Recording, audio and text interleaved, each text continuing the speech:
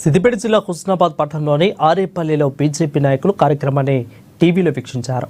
మాట్లాడుతూ మన్ కీ బాత్ కార్యక్రమంలో తెలంగాణ రాష్ట్రంలో సంగారెడ్డి మహిళా రైతు దాదాపు 50 ఎకరాల పంటలకు పిచికారీ డ్రోన్ను స్ప్రే చేసి డబ్బులు సంపాదించడం సంతోషం కలిగిందని అన్నారు. బీజేపీ హుస్నాబాద్ బీజేపీ పట్టణ అధ్యక్షులు బత్తుల శంకర్బాబు దేశంలోని విప్లవాత్మక మార్పులు విజయాలకు వారి యొక్క శక్తి సామర్థ్యాలను మన్ కీ బాత్ కార్యక్రమం ద్వారా దేశ ప్రజలందరికీ తెలియజేస్తారని అన్నారు.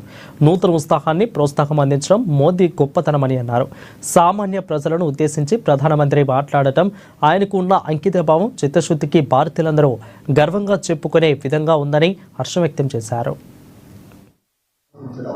తెలంగాణ ప్రాంతంలోని ఏదైతే సంగారెడ్డి గ్రామానికి చెందిన ఒక మహిళ డ్రోన్ స్ప్రే ద్వారా దాదాపు ఒక 50 ఎకరాల పొలాల్లో మరి పిచికారి చేసి ఆమె డబ్బులు సంపాదిస్తూ విజయవంతమైన మరి పనిని గడుపుతా ఉన్నది. కాబట్టి ఈరోజు ఈ ఎపిసోడ్లో ఆ ప్రస్తావన మరి నరేంద్ర మోడీ గారు తీసిరు.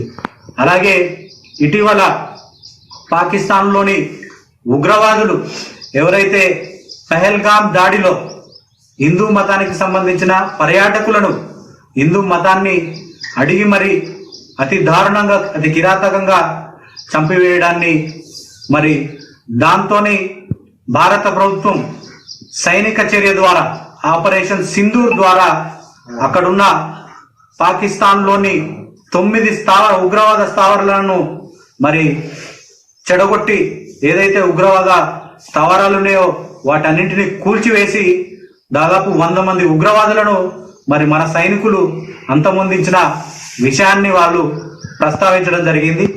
ఆ విజయాన్ని సందర్భంగా దేశవ్యాప్తంగా తెలంగాణ ప్రాంతంలోని ఏదైతే సంగారెడ్డి గ్రామానికి చెందిన ఒక మహిళ డ్రోన్ స్ప్రే ద్వారా దాదాపు ఒక 50 ఎకరాల పొలాల్లో